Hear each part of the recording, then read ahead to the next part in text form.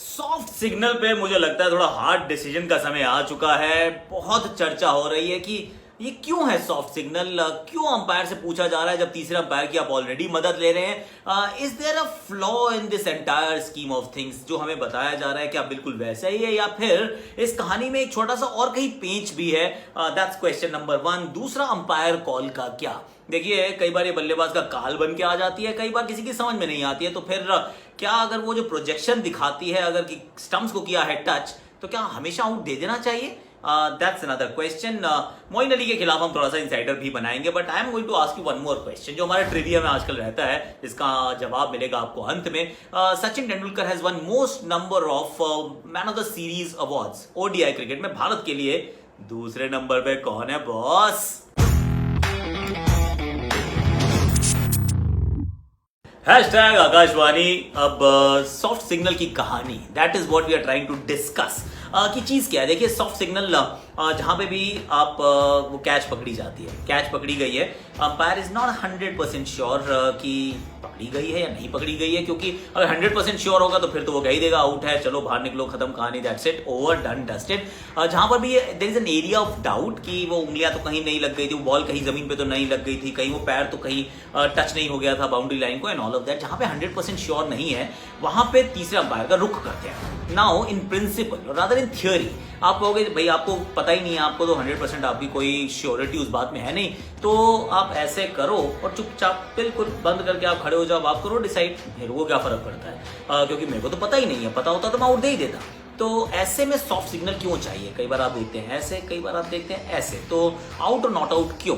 अब इसकी जो प्रमुख वजह है वो ये है कि जो आप और मैं क्रिकेट देखते हैं, और ज्यादातर जो हम लोग देखते हैं, हम देखते हैं इंडिया की क्रिकेट, हम देखते हैं आईपीएल, हम देखते हैं आईसीसी के इवेंट्स, सारी दुनिया की क्रिकेट ऐसे नहीं खेली जाती है। जहाँ पे 36-38 कैमराज होते हैं, वहां पे तो आप हर एंगल को 6 तरीके से पकड़ लेते हैं और सब कुछ हो जाता है। पर विश्व भर में क्रिकेट एक तरीके से कवर नहीं की जाती, इतने सारे ब्रॉडकास्टिंग के कैमराज नहीं होते, और जब ऐसा नहीं होता है तो आपको हर जगह से सही एंगल हर मैच में नहीं मिलता है। इनफैक्ट 37 कैमरा से भी कई बार नहीं मिलता है। तो फिर जब वहां पे खेम फंस जाता है तो आपको अंपायर की तरफ जाना पड़ेगा, उसका जो जिस तरफ ज्यादा रुझान है।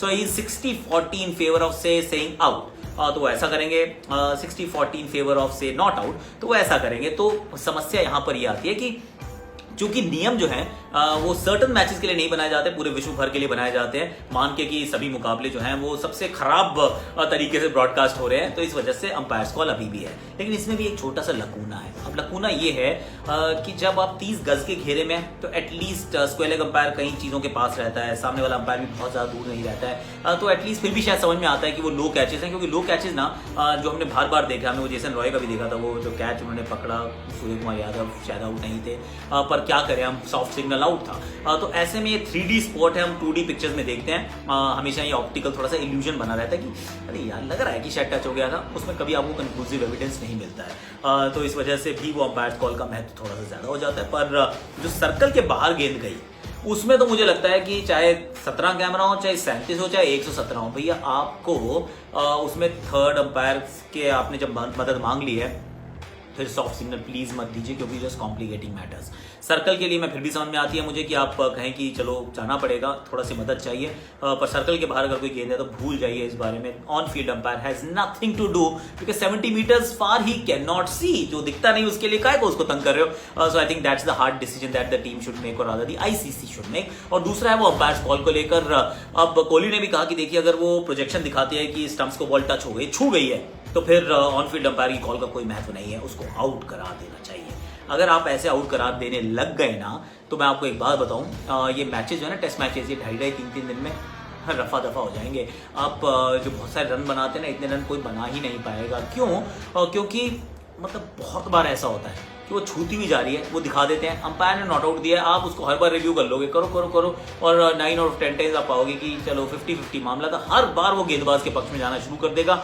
There is a reason why it hasn't happened this way, क्योंकि अगर ऐसे होता तो शेन वॉर्न की कुछ होती 800 विकेट, 900 विकेट, और मुतैय्यम मुरलीधरन कुछ 1200 विकेट, और अपने कुंबले साहब की भी बहुत सारी 800-900 1000 विकेटें। ऐसे तो होता क्योंकि इतनी बार वो पैडों पे गेंदों को मारते हैं कि अंपायर्स कॉल ना हो और प्रोजेक्शन से चले जाओ, तो चलेगा नहीं। और प्रोजेक्शन क्यों? प्रोजेक्शन के अंदर there is an element of error, थोड़ा सा एरर परसेंटेज रहेगा कि 100% सर्टन नहीं है, क्योंकि आपने देखा नहीं है, वो प्रोजेक्शन है। Projection will always have a margin of error, तो उस एरर को कंप्लीट करने के लिए, उसको बचाने के लिए अंपायर्स कॉल का मार्जिन रखा गया है। बट आई स्टिल फील कि आप कुछ अलग कर सकते हैं कि आप कि भाई आपको 50% से ज़्यादा आपने एक बार जब बना लिया कि भाई ये एक हमारा परसेंटेज, उस परसेंटेज को थोड़ा बढ़ा लीजिए कि मान लीजिए अगर 40% बॉल भी हिट कर रही है तो आउट मान लीजिए, अभी मे बी वो आधे से भी कम होना चाहिए या वट जो भी है। So you can skew that a little just to ensure कि आप ज़्यादा आउट देना शुरू करें अगर बॉल, क्योंकि कई बार लगता है कि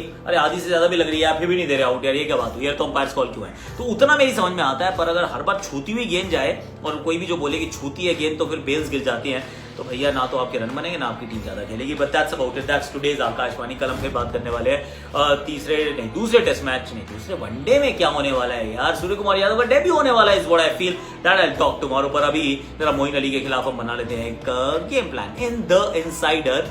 और सचिन नंबर 1 है man of the series awards India के लिए ओडीआई में, सेकंड कौन है बॉस बताओ? मोइन अली भाई, अगर ये चल पड़े सफलता की गली तो फिर थोड़ी सी प्रॉब्लम इंडिया को हो जाती है।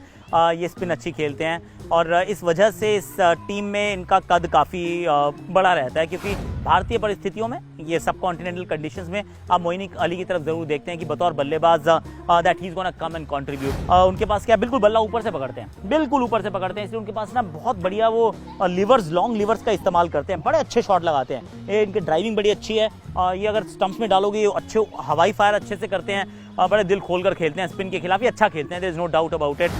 डिफेंस ठीक ठाक है, खराब नहीं है, लेकिन जो अटैकिंग शॉट है स्पिन के खिलाफ वो सारे हैं, चाहे फ्रंट फुट से हो और चाहे फिर वो बैक फुट से हो। तो स्पिन के खिलाफ मुझे नहीं लगता कि आप इनके अगेंस्ट बहुत सारे गेम प्लान्स बना सकते हैं। आप वही बेसिक करते हैं कि आप अच्छी जगह पे गेंद डालें, आप इनको डिफेंस करवाएं, हो सकता है कि उसमें भारी किनारा लग जाए, ऑल ऑफ दैट, तो वो तो आप कोशिश जरूर करेंगे। पर मेरे विचार में फास्ट बॉलिंग कैसी भी परिस्थितियां हो, चाहे पिच में दम हो या ना हो, आप ज़रूर इनके खिलाफ कराएं और इनको बाउंसर लगवाएं, एक के बाद एक आप इनको बाउंसर लगवाएं, क्योंकि इनके पास फास्ट बॉलिंग के खिलाफ खेल तो है, बाउंसर के खिलाफ खेल तो है, लेकिन अटैकिंग खेल है, वो अग्रेसिव खेल है कि हर बार they will take on the bouncer, pull, hook, cut सब मारते जाएंगे शॉट पे shot.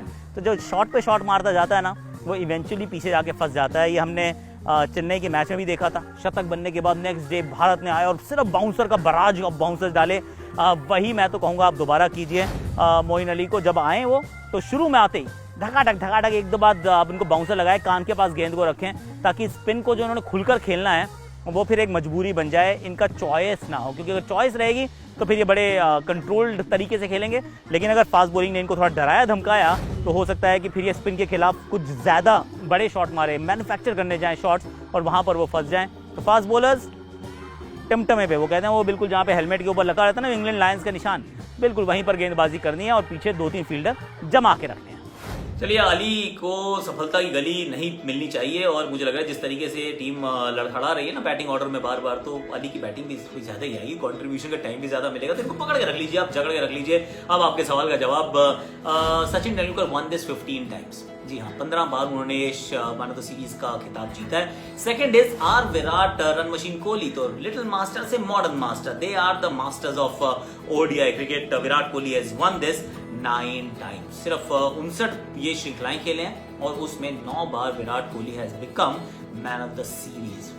Wow, this is fantastic. चलो, आप लोगों में से कितनों ने गेस किया था, प्लीज हाथ उठा के बता दीजिएगा एंड ऐसे तालियां तो शेयर करो अपने दोस्तों के साथ, अपने प्रोफाइल पे इसको पिन करो और ऐसी गुफ्तगू आकाशवाणी का सिलसिला चलता रहेगा।